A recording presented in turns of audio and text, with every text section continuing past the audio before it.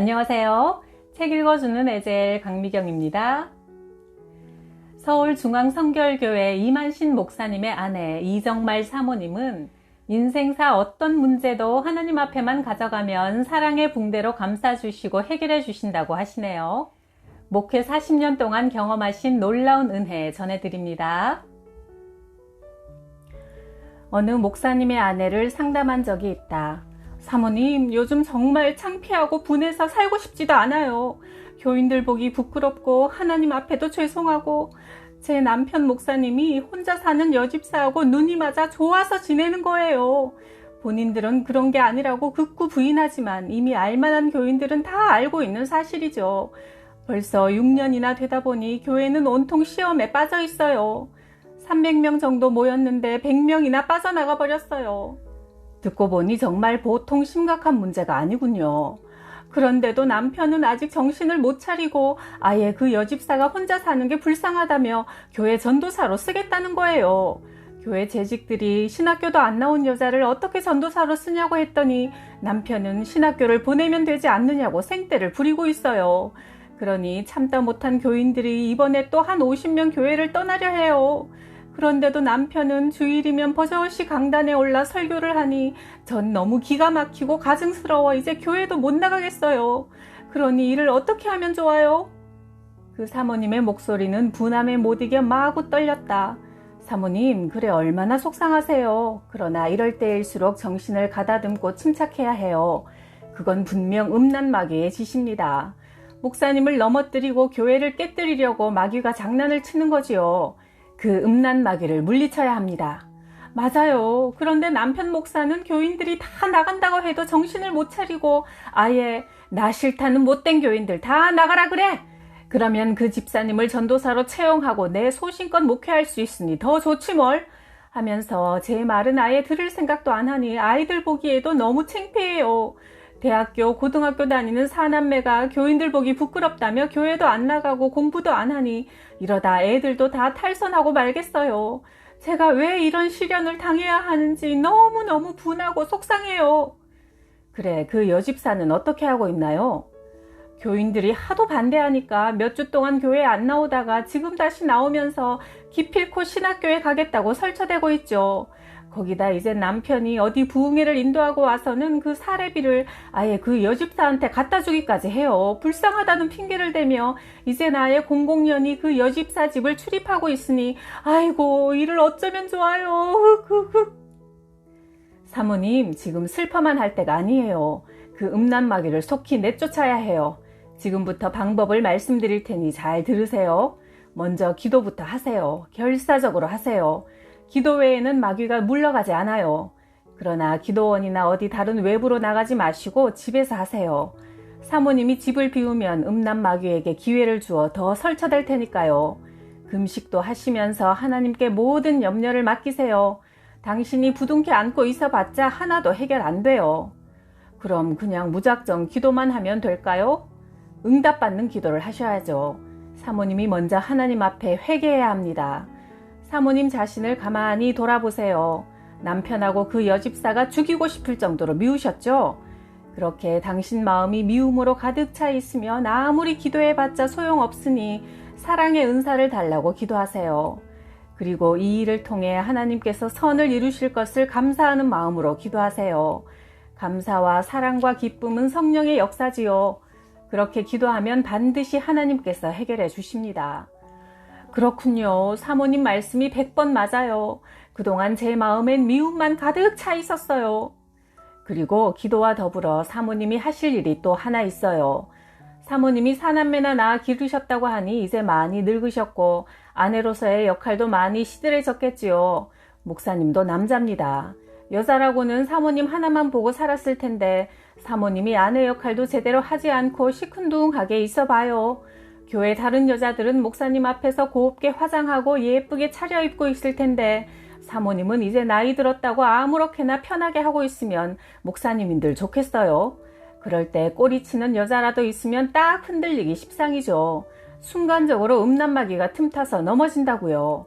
그러니 아내 역할을 지혜롭게 잘 해야 합니다. 목사님이니 끄떡 없으려니 믿고 있다간 큰 코 다쳐요.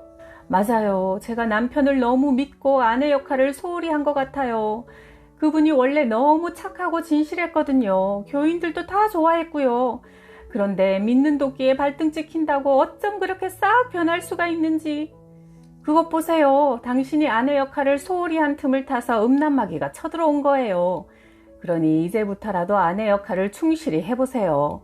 남편에게 상냥하게 대하고 가끔 애교도 떨어보세요. 그리고 목사님한테 그동안 아내 역할 제대로 못해서 미안하다고 사과하세요. 성경에도 땅에서 풀면 하늘에서도 풀린다고 했잖아요. 그러니 남편에게 가서 먼저 묶인 것을 푸세요. 앞으로 당신만 위해 살겠다. 신혼 때처럼 서로 위하고 사랑하고 아끼며 살자고 말하세요. 처음엔 당황하고 반신반의하겠지만 차츰 목사님도 아내의 변화를 반가워할 거예요. 사모님 말씀을 듣고 보니 제가 몰라도 너무 몰랐군요. 정말 제가 잘못한 것도 많아요. 그리고 사모님 자신의 용모나 행동을 잘 관찰해 보세요. 옛날보다 훨씬 매력이 떨어졌을 거예요. 아마 그 여집사는 용모도 뛰어나고 목사님한테 고분고분 행동을 잘할 거예요. 그러니 사모님도 미용실에 좀 더 자주 가시고 집에서도 화장을 은은하게 예쁘게 하고 계시고 옷도 좀 멋있게 골라 입으세요. 남편을 위해서 기꺼이 그렇게 해보세요. 그런 방법을 기도와 함께 꾸준히 하시면 곧 하나님의 역사가 나타날 겁니다. 사모님 말씀을 들으니 이제야 제 마음이 좀 평안해지네요. 사모님이 일러주신 대로 힘써 볼게요. 그래요. 지난 6년 동안이나 남 몰래 마음고생하느라 얼마나 힘들었어요. 평안이 온다는 건 벌써 성령님이 임하고 계신다는 증거지요. 기도하시면서 내가 할 수 있는 노력을 다 하시면 하나님이 곧 아름다운 역사를 보여주실 겁니다. 그 이후 사모님이 아내로서 완전히 변화된 모습을 보이자 그 목사님도 차츰 자신의 잘못을 깨닫기 시작해 마침내 하나님 앞에서 크게 통해 자복하고 완전히 새 사람이 되어 열심히 목회에 임하고 있다는 반가운 소식을 듣게 되었다. 나는 결혼 전에 예쁘게 하고 다니면 남자들로 하여금 정욕을 품게 할까봐 일부러 화장도 하지 않고 치장도 하지 않고 다녔다. 그리고 남자하고는 아무리 목사님 장로님이라도 단둘이 5분 이상 같이 있어보지 않았다. 옛날에는 교회를 연애당이라고 놀리고 핍박하던 시절이라 쓸데없이 오해 사는 일이 없도록 하기 위해서였다. 그러나 결혼한 뒤에는 남편 목사님에게 아내로서 역할을 잘 하기 위해 화장도 하고 옷도 신경 써서 입고 다녔다. 목사라는 위치는 스트레스가 많다. 세상 남자들은 술, 담배도 하고 바람도 피우면서 얼마든지 풀 수 있지만 목사님들은 하소연하고 마음 의지할 때가 아내밖에 없다. 그런데 아내가 바쁘다며 전혀 외모에도 신경 쓰지 않고 아내로서의 역할을 소홀히 한다면 아무리 목사라도 그런 아내에게 실망하고 말 것이다. 신방을 가면 모든 여자 교인들이 집안을 깨끗이 하고 외모를 예쁘게 단장하고 대접도 융숭이 하는데 막상 집에 돌아오면 집안은 어수선하고 아내의 꼴도 엉망이라면 저절로 비교가 되니 목사님도 흔들리기 쉽고 마귀가 틈을 타게 된다. 목사 한 사람을 넘어뜨리면 교회가 무너지니 말이다. 그러므로 목사를 남편으로 두었다면 음란 마귀가 틈타지 않도록 항상 기도하는 동시에 아름다운 아내로서의 역할도 충실히 할 때 남편이 시험받지 않고 온전히 목회에 전념할 수 있을 것이다. 그것이 바로 동력자로서 하나님께 영광 돌리는 길이라 믿는다. 남편 이만신 목사가 담임한 서울중앙성결교회는 1980년에 종로로 터를 옮겼다. 이를 위해 1970년대 중반부터 온 교우들이 스스로 건축 헌금에 나섰고 우리 가정도 4천만 원이라는 거금을 약정했다. 서울로 오기 전 부평에서 신촌 성결교회를 사역할 때 내가 조산원을 운영하여 애써 모은 돈으로 장만한 집이 있었다. 이번에 약정한 건축 헌금을 하기 위해 그 집을 팔기로 했다. 그곳 복덕방에 알아봤더니 당시 시세로 1,000만 원이라 했다. 며칠 후 매입할 임자가 나타났다. 뜻밖에도 1,500만 원이나 쳐준다기에 순순히 계약하고 계약금으로 150만 원을 받았다. 그런데 기도하는 중 하나님의 음성이 마음속에 자꾸 울렸다. 해약하라. 깜짝 놀랐다. 좋은 가격에 파는 것이고 해약하면 계약금의 2배를 위약금으로 물어내야 하는데 말이다. 하나님의 뜻대로 일을 진행해 주시면 저는 그대로 따르겠습니다. 기도하고 잔금일에 매입 계약자와 만났다. 그 사람은 한참 머뭇거리다가 입을 뗐다. 저 해약해 주시면 고맙겠습니다만. 신기한 일이었다. 우리 쪽에서 먼저 해약하려 했는데 그쪽에서 먼저 해약하자고 나오다니. 도대체 무슨 일로 해약하려 하시죠? 물었더니 우리가 사정이 급하게 돼서 지금 그 집에 새들어 사는 6가구를 사흘 안에 모두 빼주시든가 그렇지 못하면 해약을 해주세요. 이렇게 하여 그 집은 하나님이 원하시는 대로 해약이 됐다. 그런데 사흘 후 다시 그 계약자로부터 연락이 왔다. 사모님, 죄송하지만 그 집을 다시 샀으면 합니다. 제가 500만 원을 더 올려서 2천만 원을 드릴 테니 저한테 파세요. 참 알다가도 모를 일이었다. 나중에 알고 보니 우리 집 주변이 도시계획에 편입되어 그 집이 시내 중심가가 되는 상황이었다. 현재 그 집에는 은행이 들어서 있다. 그랬기에 그 계약자가 도시계획 상황을 유심히 살피면서 이랬다 저랬다 요령을 피운 것이다. 기도 끝에 우리는 그 집을 5천만 원에 내놓았고 얼마 되지 않아 바로 팔렸다. 하나님은 그렇게도 오묘하신 분이었다. 그래서 우리는 약정한 4천만 원 헌금을 거뜬히 기쁜 마음으로 낼 수 있었고 나머지 1,000만 원은 양도소득세 등의 세금을 내는 데 사용했다. 내가 젊은 시절 병원에서 간호사로 근무할 때 한 남자가 구혼 신청을 해왔다. 어느 부잣집 어른에게 주사를 놓으러 간 적이 있었는데 그 집 맏아들이 나를 보고는 쫓아다니며 데이트 신청을 했다. 부잣집 아들의 키도 크고 미남인데다 대학을 나와 전주에서 고등학교 교사를 하고 있는 당시로선 아주 1등 신랑감이었다. 나도 처음엔 괜찮은 상대라 생각했지만 그는 그리스도인이 아니었다. 그래서 어쩔 수 없이 청혼을 단호히 거절했다. 전 예수 믿는 사람으로 믿지 않는 사람과는 절대 결혼할 수 없습니다. 정 그러시다면 부모님이 불교를 믿고 계시니 부모님이 돌아가시면 저도 꼭 예수님을 믿겠습니다. 그러니 저와 결혼해 주십시오. 그 사람은 막무가내로 내가 아무리 싫다고 해도 병원 앞에서 내내 기다리다 나를 졸졸 따라다녔다. 주위에선 그렇게 훌륭한 신랑감인데 왜 시집을 안 가냐고 난리였다. 부모님이 돌아가시면 믿는다는데 그러면 괜찮지 않은가 라는 유혹이 마음에 들어 고민하다가 하루는 빈 병실에서 밤새 기도에 매달렸다. 제 삶을 주관하시는 하나님 아버지, 제 결혼 문제를 놓고 주님께 기도드립니다. 지금 제게 청혼한 이 사람이 과연 주님을 믿을 수 있는 사람인가요? 제 배우자가 될 수 있는 사람인가요? 제게 확실한 응답을 주시면 하나님 뜻대로 하겠습니다. 나는 하나님의 응답을 받기 전까지는 일어나지 않겠다는 각오로 간절히 기도하고 또 기도했다. 얼마나 흘렀을까 갑자기 내 앞에 환상이 나타났다. 그 사람이 하얀 바지 저고리 차림으로 서 있는데 형사가 나타나 수갑을 탁 채워서 어디론가 데리고 가는 것이다. 그와 동시에 하나님의 음성이 들려왔다. 의인이 죄인과 어찌 함께할 수 있겠느냐. 나는 분명한 응답을 주신 것이 너무나 감사해서 다시 하나님 앞에 서원 기도를 드렸다. 하나님 아버지, 바른 길로 인도해 주셔서 감사합니다. 앞으로 절대 세상 유혹에 흔들리지 않겠습니다. 결혼은 하나님이 정해주시는 깨끗한 의인과 하겠습니다. 기도 응답을 받은 나는 전주에 머무르고 있는 이상 그 사람이 계속 추근될 것이니 과감히 병원에 사표를 냈다. 그리고 그 후 하나님이 예비하신 남편 이만신 목사와 결혼해 40년간 사모의 사명을 감당하게 되었다. 남편 이만신 목사가 처음 개척하여 목회한 경기도 부평의 신촌 성결교회는 날로 부흥해 갔다. 처음 12명으로 시작한 천막교회가 어느새 400명 이상 모이는 튼튼한 교회로 자랐다. 나는 간호사 출신이라 조산원을 운영했는데 그 사업도 기반이 잡혀 날로 번창해 나갔다. 나는 어느덧 교회에서 11조를 가장 많이 내는 사람이 되었다. 그렇게 아무 걱정 없이 평안한 나날을 보내던 어느 날 기도 중에 서울로 교회를 옮겨갈 것이라는 계시를 받게 되었다. 그리고 몇 달 후 서울중앙성결교회에서 난데없이 남편 목사 앞으로 청빙서가 날아들었다. 너무나 놀랐다.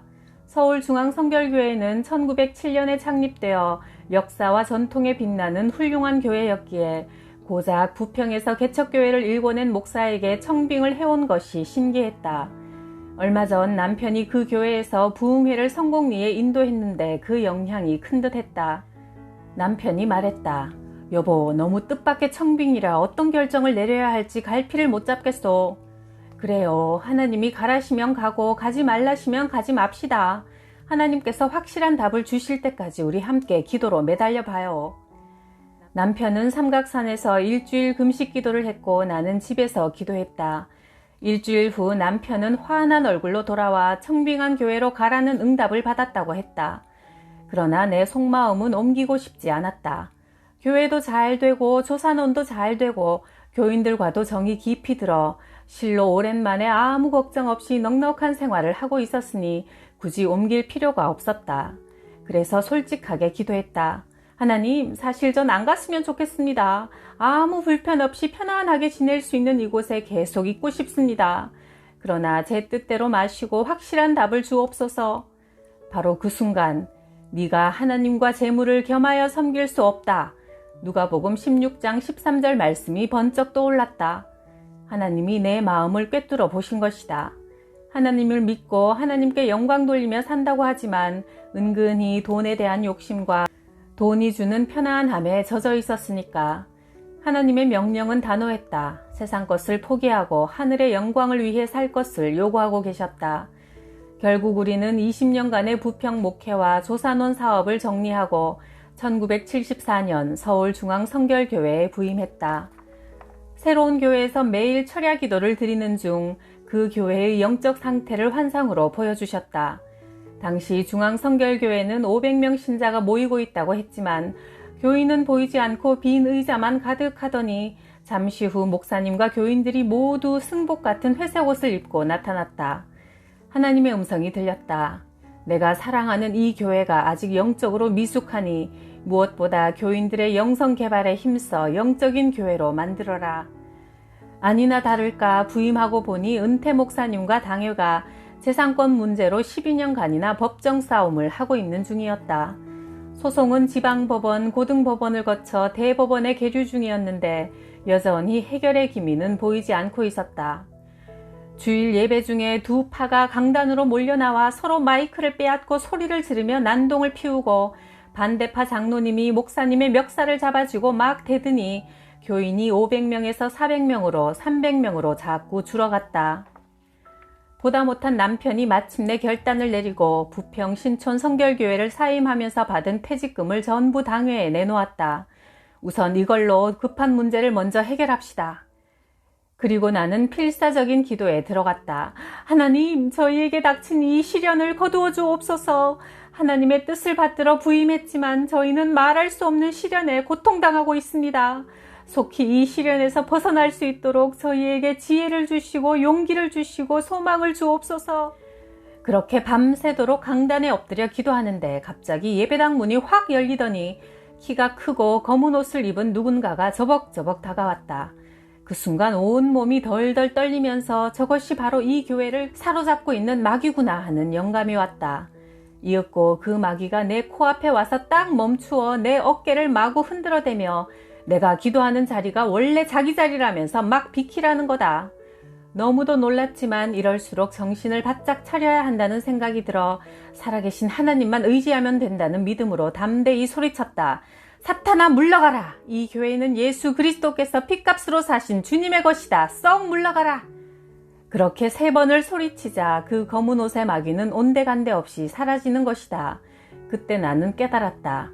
이 교회가 12년 동안 서로 물고 뜯으며 싸운 것이 바로 이 마귀 때문이었구나.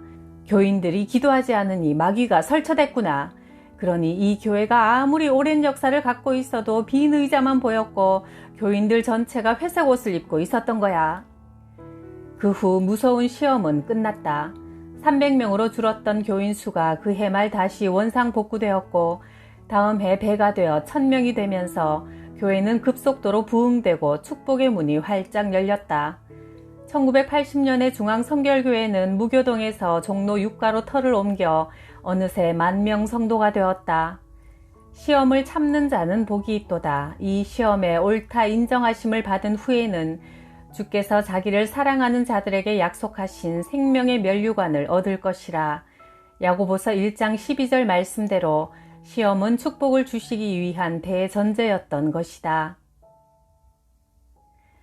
내가 초등학교 4학년 때 어머니는 집안에 불상을 차려놓고 동네 다니며 포교하시고 새벽 4시면 일어나 불공을 드리는 불교의 독실한 골수 신자였다.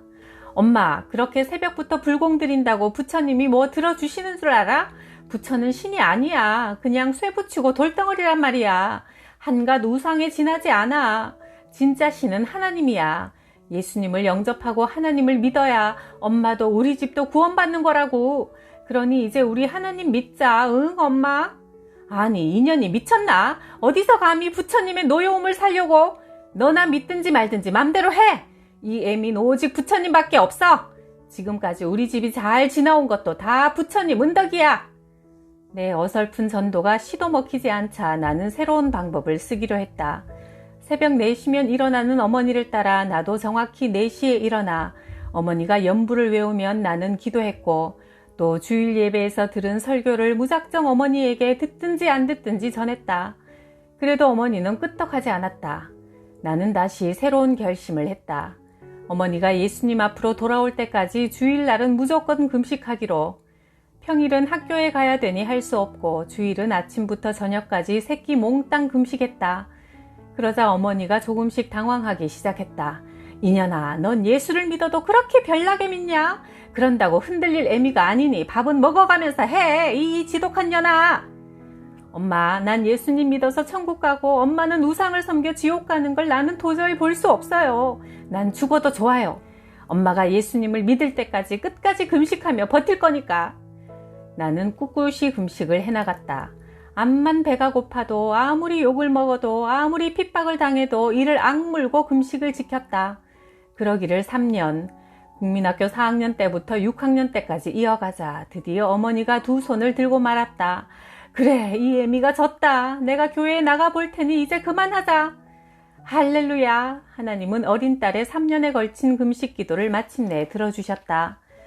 그때부터 교회에 다니게 된 어머니의 신앙은 하루가 다르게 성장해 우리 팔남매와 친척들, 동네 사람들까지 다 전도했다. 나 역시 새벽에 제일 먼저 일어나 온 동네를 청소하고 이웃집 아기들을 돌봐주고 일손이 부족한 집에 농사일도 거들어주며 복음을 전했다. 제가 이렇게 열심을 내는 것은 하나님께서 용기를 주시고 힘을 주셔서 하는 거예요. 그러니 어르신도 이제 예수님을 믿으세요. 그래서 구원받아 축복받고 천국에 가셔야죠. 그려 정말이 너를 봐서라도 내가 교회에 한번 나갈 것이요. 그렇게 동네 어른들이 한 분, 두 분 교회에 나오기 시작해 전라북도 완주군 고산면 남봉리에 마침내 교회가 세워지게 되었고 어머니는 권사까지 되셨다. 의사 부인인 여집사가 교회 다닌 지 8년이 됐는데도 걸핏하면 주일에 빠지곤 했다. 그래서 한 번은 그 집사님을 위해 작정하고 기도했다. 하나님, 그 영혼을 불쌍히 여기소서. 이미 집사로 세운 지가 8년이 됐는데 주일을 제대로 지키지 못하니 그 영혼이 정령 알찬 알곡으로 거듭날 수 있도록 역사해 주옵소서. 며칠을 울면서 기도한 후 주일날, 그동안 두어 달이나 소식도 없던 그 집사님이 예배 전에 나를 찾아왔다. 사모님, 제가 잘못했습니다. 용서해 주세요. 아니, 무슨 일 있어요? 어젯밤 사모님이 제 꿈에 나타나셔서 막 야단을 치시지 뭐예요. 집사가 되어가지고 어떻게 주의를 범할 수 있냐며 얼마나 호통을 치시는지. 제가 놀라서 깨어나 즉시 회개했습니다. 그동안의 제 잘못을 용서해 주세요. 내가 웃으며 말했다. 제가 그동안 집사님을 위해 줄곧 기도했더니 하나님께서 제 기도를 들으시고 저를 집사님의 꿈속에 등장시키셨나 보네요. 그랬군요. 사모님, 저를 위해 기도해 주셔서 정말 고맙습니다. 이제 정신을 차렸으니 주일 성수하며 열심히 직분에 충성하겠습니다. 어휴, 도리어 제가 고맙네요. 하나님께서 집사님을 크게 쓰실 모양이니 주의 일을 열심히 해보세요. 하나님께서 더 큰 축복을 준비하고 계실 테니까요. 이처럼 우리의 기도는 절대 헛되지 않다. 반드시 응답이 온다. 이 집사님은 이때부터 완전히 영적으로 깨어나서 주일은 물론 매일 새벽 기도에도 빠짐없이 나오더니 몇 년 후 권사가 되었다. 이러니 기도하는 맛이 나지 않겠는가? 내가 간절히 기도하면 하나님께서 응답하시고 또 그 응답을 통해 하나님이 영광 받으시니 얼마나 기쁜가? 그러니 기도 안 할 수가 없다. 기도만큼 재미있는 일이 없다. 하나님이 기도에 안 된다 거절하시는 것도 응답 중 하나다. 남편이 교회를 개척하고 목회할 때 큰아들이 태어났는데 사과 하나로 끼니를 때우며 힘들게 살 때라 출산하고 보니 영양 부족으로 아기 다리가 개구리같이 오그라 붙어 있었다. 먹일 게 없어 미군 부대에서 나오는 연유를 최대한 묽게 타서 먹였더니 2년 만에 소아마비가 되고 말았다. 발육이 안 돼 말라 비틀어진 다리를 하고 있는 그 아이를 들쳐업고 안 다닌 병원이 없었다. 용하다는 한의사도 많이 찾아다녔지만 아무 소용이 없었다. 나는 아이의 다리를 고쳐달라고 40일 금식 기도를 하며 하나님의 능력을 보여달라고 간절히 기도했지만 이번에는 묵묵부답이셨다. 답답하고 섭섭했다. 하나님께 영광 돌리며 살려고 애쓰는데 왜 내게 그런 고통을 주시는지 도무지 알 수 없었다. 게다가 아이가 20살 되던 해 병을 앓다가 갑자기 죽고 말았다.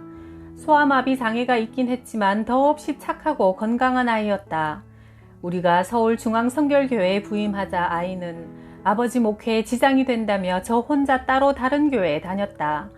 아버지가 부흥사로 신유은사도 있으셔서 많은 병자를 고치시는데 당신 아들이 소아마비라고 하면 신자들이 어떻게 생각하겠어요? 아버지 목회에도 지장이 될 뿐더러 하나님께도 영광이 되지 않을 테니 제 걱정일랑 마시고 아버지 어머니 두 분 맡은 일에만 충성하세요. 그렇게 속 깊던 아이가 느닷없이 죽어버렸으니 나는 병원 영안실에서 제정신이 아니었다.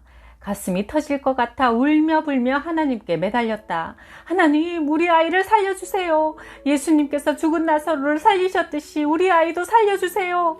하나님은 무엇이든지 다 하실 수 있잖아요. 전 이 아이가 없으면 못 살아요. 제가 대신 어떤 희생을 치러도 좋으니 불쌍한 제 아들을 꼭 살려주세요, 하나님. 꼬박 이틀 밤낮을 한잠도 자지 않고 그렇게 간절히 하나님께 매달렸다. 장례를 치러야 하는 사흘째 날 새벽, 하나님의 음성이 조용히 들려왔다. 사랑하는 딸아, 너에게 가시로 주었던 것을 이제 뽑아간다. 네가 그 아이를 데리고 있는 것보다 내가 데리고 있는 것이 그 아이도 행복하다. 그러니 슬퍼 마라. 이 세상은 잠깐 있다 가는 것, 더 좋은 곳으로 데려갔으니 평안하라. 세상은 짧지만 하늘나라는 영원하다. 그 순간 어디선가 툭 소리가 나더니 내 마음에 평안이 깃들기 시작했고 쉴 새 없이 흐르던 눈물이 딱 멈췄다. 그 툭 소리는 내 마음에 가득 찼던 근심, 불안, 원망이 끊어져 나가는 소리였다. 모든 것이 하나님의 섭니다. 태어나는 것도 죽는 것도 다 하나님의 뜻이다. 우리 인간에게는 각자 빨리 죽으나 늦게 죽으나 하나님이 원하시는 만큼의 수명이 있는 것이다. 거기엔 인간의 잣대로 잴 수 없는 무한한 하나님의 뜻이 담겨 있다. 그것이 하나님의 섭니다. 그러므로 우리 그리스도인들은 세상의 슬픔에 너무 빠져들어선 안 되겠다. 어떤 고난과 슬픔에도 하나님의 오묘하신 뜻이 담겨져 있는 법이다. 세상 근심 걱정일랑 모두 기도로 하나님께 맡기고 우리는 그저 하나님의 뜻을 구하면 우리를 통해 하나님은 당신의 영광을 위해 역사를 이루어 가신다. 이런 응답을 받고 나서 나는 비로소 아들 잃은 슬픔에서 벗어날 수 있었다. 오히려 내 아들은 이제 세상에서 누릴 수 없는 평안과 행복을 하나님 곁에서 마음껏 누리고 있다는 믿음을 갖게 되어 감사하게 되었다. 그 뒤로 나는 교인들을 신방하며 내게 주신 하늘의 위로를 아픔을 당하는 교인들과 나누게 되었다. 교인들 가정에는 별별 경우가 다 있다. 장애인 자식을 둔 가정, 자녀를 먼저 떠나보낸 가정, 고부간에 불화가 있는 가정, 사업이 망한 가정 등등. 내가 이미 그런 고통을 다 겪어보았기에 내 경험을 예로 들며 동병상련의 마음으로 교인들을 위로하면 모두 고통을 이겨나갈 수 있는 용기와 힘을 얻곤 한다. 우리 그리스도인이 고난을 겪을 때 세상적인 방법으로만 해결하려 하면 그 고난에서 벗어나기가 어렵다. 이 시련을 통해 하나님께서 무엇을 이루시려고 하는지 끊임없이 기도하며 살피면 하나님께서 위로를 주시고 어려움을 극복할 길을 보여주시고 하나님 앞으로 더욱 가까이 다가갈 수 있도록 은혜를 주신다. 우리는 그런 하나님을 신뢰하기만 하면 되는 것이다. 우리가 살아도 주를 위하여 살고 죽어도 주를 위하여 죽나니 그러므로 사나 죽으나 우리가 주의 것이로다. 로마서 14장 8절. 지금 한두 가지 문제 없는 분 없으시죠? 기도로 하나님께 가져가 보세요. 사랑의 붕대로 감싸주시고 멋지게 해결해 주실 겁니다. 구독, 좋아요, 댓글로 저와 동행해 주셔서 감사해요.